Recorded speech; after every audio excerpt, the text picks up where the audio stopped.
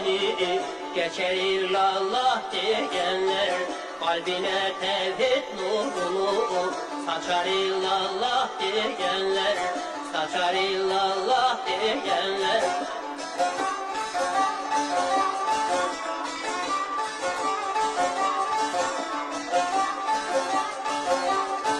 Hak kullarının hepsinin fazl ile yapmış yapısın, 8 uçmağın kapısın. Açar illallah diyenler, açar illallah diyenler.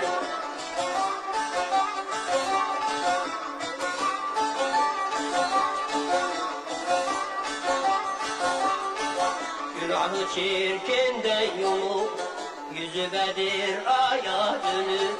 Kanatlı Burak'a binip geçer illallah diyenler, geçer illallah diyenler.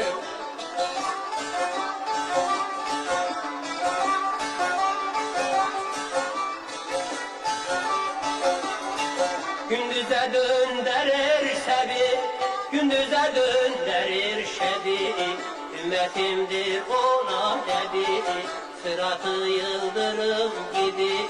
Geçer illallah diyenler, geçer illallah diyenler.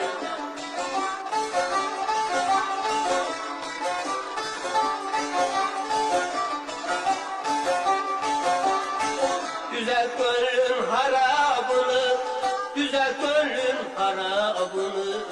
Bu dünyanın serabını, dosttan aşkın şarabını. İçer illallah diyenler, içer illallah diyenler.